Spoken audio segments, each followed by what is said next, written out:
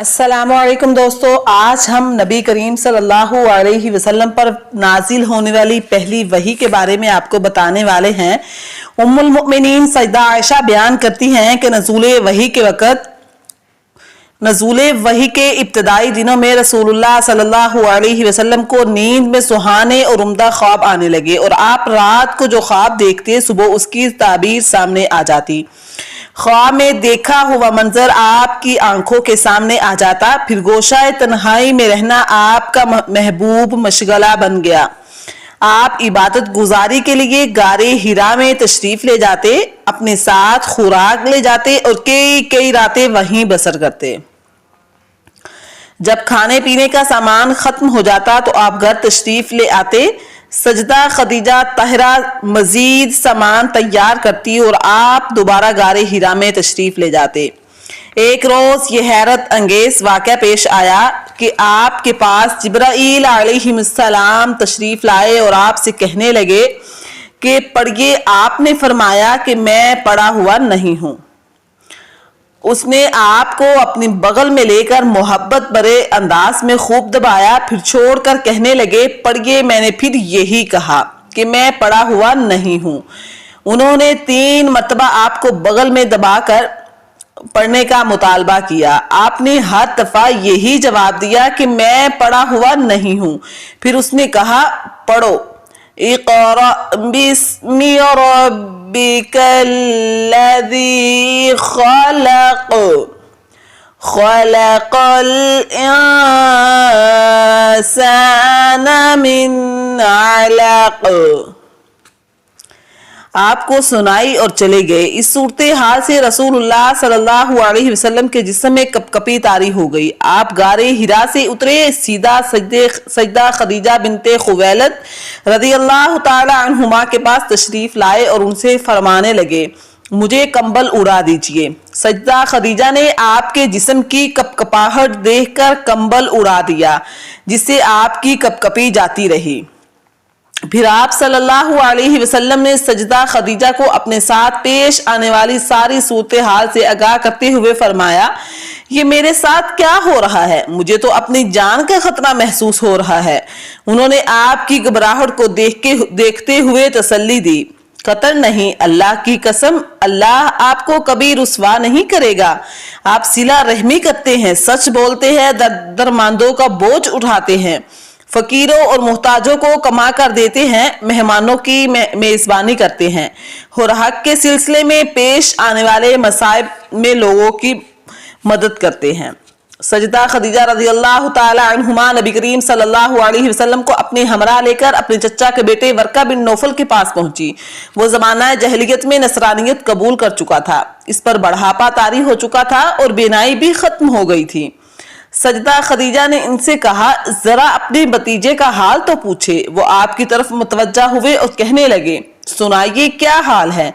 आपने गारे हिरा में पेश आने वाला सारा वाकया सुना दिया। उसने कहा ये तो वही फरिश्ता है जिसे अल्लाह ताला ने मूसा अलैहिस्सलाम पर नाजिल किया था। अगर मैं इस वक्त तक जिंदा रहा, जब आपको आपकी कौम वतन से निकाल देगी तो मैं आपकी मदद जरूर करूंगा। आपने ताज्जुब से पूछा कि क्या मेरी कौम मुझे वतन से निकाल देगी? उसने कहा जी हाँ, आज तक जो भी नबी ये पैगाम लेकर आया जो आप लाए हैं तो कौम उसकी दुश्मन बन गई। मैं इस वक्त तक जिंदा हुआ तो आपकी भरपूर मदद करूंगा। फिर इसके बाद वर्का बिन नौफल फौत हो गए और नज़ूले वही में वक्फा आ गया। जब नबी करीम सल्लल्लाहु अलैहि वसल्लम 40 साल के हुए तो सुबह के वक्त वही नाज़िल हुई और अल्लाह सुब्हानहू व तआला ने आपको मनसबे रसालत पर फाइज कर दिया। अक्ल दानश और कल्बे अतहर पर नवारे इलाहिया की तजल्लियात का विरद होने लगा।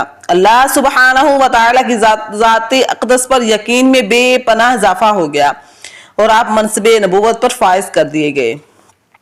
जब उम्मुल मुमिनीन सजदा खदीजा ने यह बात सुनी कि कुरैश रसूल अक़दस के खिलाफ सफ आरा हो रहे हैं, आपके साथ नबर्द आज़मा होने के लिए पूरी तरह तैयार हैं और वो आपके साथ हर सूरत लड़ाई का पुख्ता इरादा किए हुए हैं, तो इस जलीलुल कदर खातून ने कुरैश मक्का का मुकाबला करने और इस तंदो तेज हवा में अपना चिराग जलाए रखने का पुख्ता इरादा कर लिया।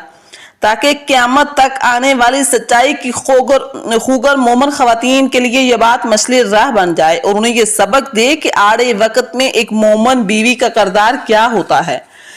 اس ناز و نعم میں پرورش پانے والی عظیم المرتبت خاتون نے تیز آندھیوں اور طوفانوں کا ڈٹ کر مقابلہ کیا، ہر حالت میں اپنے سرتاج سیدنا محمد کریم صلی اللہ علیہ وسلم کا بھرپور ساتھ دیا، ان کا ہاتھ بٹایا اور ان کی ڈھارس بندھائی تاکہ آپ پوری دل جمی کے ساتھ اطراف عالم میں اللہ سبحانہ و تعالیٰ کا پیغام پہنچا سکے۔ کیا پوری کائنات میں اس کے علاوہ کوئی بیوی دکھائی دیتی ہے جس نے اپنے خاوند کی دعوت کو اس والہانہ انداز، اس پختہ یقین اور اس محبت پر اسلوب میں قبول کیا ہو؟ جو دعوت وہ غار حرا سے لے کر آئے تھے اس کی حقانیت میں ذرا برابر بھی شک کی آمیزش نہیں ہونے دی، اور اپنے سرتاج کو تسلی دیتے ہوئے پورے وثوق سے کہا، اللہ آپ کو ہرگز رسوا نہیں کرے گا۔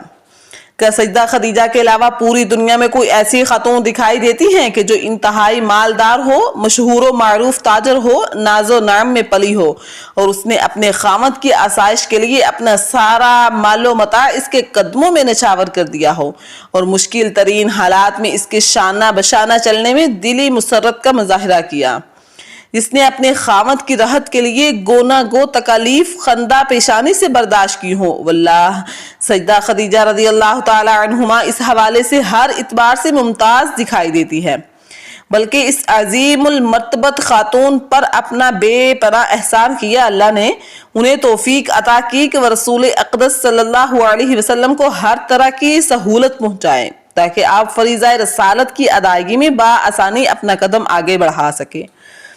سجدہ خدیجہ کو یہ اعزاز حاصل ہے کہ تمام لوگوں سے پہلے انہوں نے اسلام قبول کیا، اپنا سرمایہ آپ کے قدموں پر نچھاور کیا، رہنے کے لیے اپنا گھر پیش کیا اور ہر طرح سے آپ کا ہاتھ بٹایا۔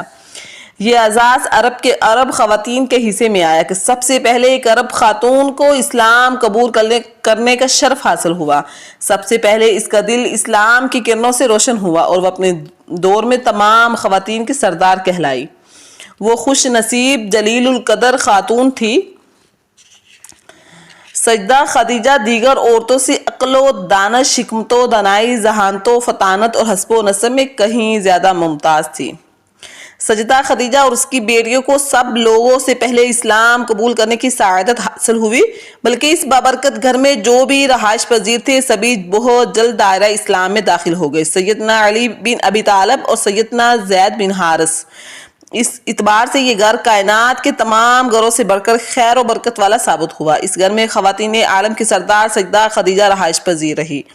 اس گھر میں خواتین اہل جنت کی سردار سجدہ فاطمہ الزہرا رہائش پذیر رہی۔ اس گھر میں حبیب کبریاء سیدنا محمد مصطفیٰ صلی اللہ علیہ وسلم پر وحی نازل ہوئی اور اس گھر میں سرور عالم رہائش پذیر رہے۔ اس گھر میں سیدنا علی بن ابی طالب نے پرورش پائی جو ان 10 خوش نصیب صحابہ کرام میں سے تھے جنہیں لسان رسالت سے زندگی ہی میں جنتی ہونے کی بشارت ملی، اور اس گھر میں زید بن حارث نے پرورش پائی، ان کا قرآن پاک میں ذکر آیا ہے، فَلَمَّا قَضَى زَيْدٌ مِّنْهَا وَطَرًا زَوَّجْنَاكَهَا، جب زید اسے اپنی حاجت پوری کر چکا تو ہم نے اس خاتون کا نکاح تم سے کر دیا۔ مکہ معظمہ میں مسجد حرام کے بعد سب سے افضل گھر سجدہ خدیجہ رضی اللہ تعالی عنہما کا تھا، کیونکہ اس میں نبی کریم طویل عرصے تک سکونت پذیر رہے اور یہاں آ پر وحی نازل ہوتی رہی۔